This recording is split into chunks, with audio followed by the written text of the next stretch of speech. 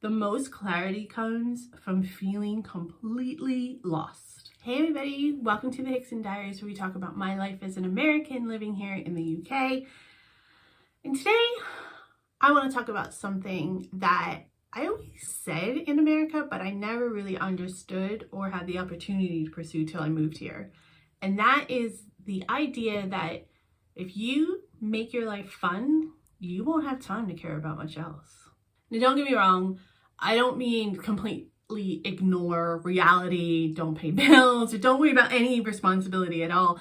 Pretending that things aren't in your face or don't bother you, that's not what I mean. I just mean intentionally filling your life with energy, with purpose, with curiosity and joy, so that you're so focused on living that you don't worry about things that don't really matter. So today I want to talk about things that I've been doing to follow this mantra, and hopefully you can pick up some tidbits for your life as well. First up, go outside whenever you can. It sounds really basic and almost too simple to be true, but honestly, it really does wonders. Fresh air really reboots your system, and sun, when you can find it, really does give you energy and give you endorphins. It's a simple thing like a 10-minute walk. It shifts your energy completely and it just totally reconnects you with the present moment. I like to think of it as nature's version of kind of like hitting the refresh button. Whenever I'm feeling a little bit down, whenever I feel kind of isolated or I'm just having a bad day, I find that just getting up, getting out, even just changing locations, it gives you a chance to breathe. Take a minute. Look up, look at the trees, listen to the sounds. Move a little bit, even if it's in your own backyard. It works, I promise. The next thing is don't procrastinate. This is pretty much a game changer when you can master it. And I'm still in the process of mastering it, but I've already seen a huge difference. When you think of something, do it right away, if you can. Obviously, there's moments when you can't.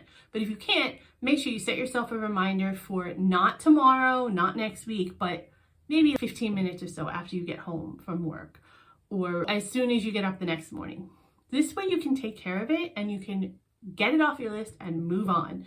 That tiny spark of motivation actually becomes enormously powerful. If something comes to mind, like texting someone back, replying to an email, starting a task, even if you're feeling a little bit daunted by it, making a phone call, or taking out the trash, just do it right away. Act on it before your brain has time to talk yourself out of it. Remember, action builds momentum and you get energy from it. Where procrastination kills momentum and ends up weighing heavier on you than the actual task most likely would have. The next one is also something that I consistently battle with, and this was even a battle for me in America, by finding the line between scheduling and ruts. I'm a little bit more of a free spirit, but I do find that schedules work really well for me in certain instances. But I also found when I get too regimented into a schedule or too regimented into a plan, that becomes almost obsessive and it becomes a rut for me. This is my idea, loose plans. So I pick a few things that are very, very important that I know need to get done in the next couple days, the next week, whatever. And I make sure those are priority. I make sure I have time scheduled to tackle those tasks, or I make sure I do them when I have a few minutes. And then the rest, I kind of do as a secondary to-do list. So these are things I have to get done, but they're not urgent. They're not things I have to do right away. When you do have routines constantly and that's all you think about, they can trap you and it starts to feel like you're doing the exact same thing every single day and it's mundane and it starts to burn you out. And then you can't find joy. You can't find fulfillment. You can't find fun. And what's the point if you're in that state? It's one of my favorite things to do is rest throughout the day. So we talk about rest like it's just a reward after a productive day. But honestly, you can't really make good decisions and you can't really be at your best productivity if you wait until you're completely exhausted to rest. You need to be able to rest throughout the day. You have to build in breaks. Get up from your desk at work, stretch, go grab a cup of coffee, just walk around the office for a minute. Close your eyes for 5 minutes before you go walk into a building or walk into your home. Breathe very deeply when you have the chance to. Lie down without your phone, without distractions, in peace and quiet. even if it's just for a couple of minutes. These little resets help keep the energy level steady, I find. It also helps me avoid that cycle of crashing and repeating. Being restful is self-care. It's not being lazy. And it's very wise and very important that you recognize the importance of these breaks throughout your day. It does wonders. It changes everything. The next thing is something to work on that really lights you up and keeps you focused is so important. People have to have some kind of hobby. They have to have something that is separate from work that's really their own. It's not a family thing. It's not something with your children or your partner. It's something that's really for you. When you have something that's your passion project, when you have something that really fulfills you, it's not just about all of the value you're getting out of it by performing it or by doing it. It's also about all the skills you're learning in the process that can actually be applied to other things in life, perhaps your career, perhaps your family, or just perhaps a future goal or a future project. When you have that in your life, your mind is occupied with that thing. It's about building that, it's about growing that, it's about creating it, it's about the next steps. I want to use the example of someone that I know who loves to draw.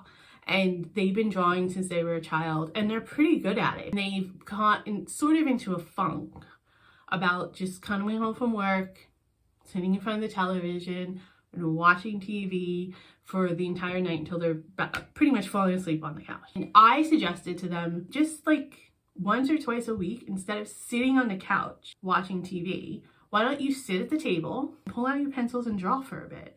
And if you focus on that, then you'll want to do that more because you'll want to get better and better at it. And they're spending less and less time basically sitting there being a couch potato. And this person instilled it, and they actually feel a lot better about themselves in their life, and are able to make decisions about the future that they want rather than just sitting there feeling kind of hopeless and like a blob. Sometimes you really just need to live, but with intention. Live with the idea that you don't have time to just scroll aimlessly, or that is a luxury. You don't have time to compare yourself to strangers or care about what the people at work think about you because you're focused on doing something else. You're living your life with your intention and the passions that make you happy. That is the good stuff. The last thing I want to talk about that I've learned in this whole big journey of moving to the UK is sometimes the most clarity comes from feeling completely lost. I know it sounds contradictory, but let me explain. Sometimes not knowing where you're going is the best way to figure out your next step.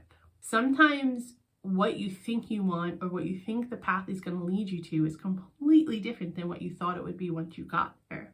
It's the journey and the things that you've bumped into on that path along the way that made you realize, I don't know if I want to keep going. I don't know if that's the right way to go. Using those barriers and those moments of clarity can be almost a compass for you on how you're supposed to go, which path you're supposed to go down. Every detour teaches you something. Every wrong turn builds self-awareness. So don't be afraid of the unknown. And I understand it can be really, really scary, but sometimes we have to lean into that fear and let curiosity be our guide and just trust ourselves and trust that whenever we're unsure, we're still going to move forward and we're going to find a way through the wilderness. So if you're in a position where you're feeling a little bit weighed down or a little bit overwhelmed or just lost, try this. Try to make your life fun again. Go outside, take some action, learn a new skill, pick up an old hobby, rest on purpose, switch things up. Create a life that is so full and so alive with things that bring you joy that you just don't have time to care about all the other noise. Not because you don't feel, not because you're not recognizing what's happening outside of your world, but because you've chosen to focus your energy on the things that lift you up, on the things you can control, and on the things that are going to lead you down a positive path. If this spoke to you, let me know in the comments. If you guys have a story that's similar to this or any other advice, definitely let me know as well.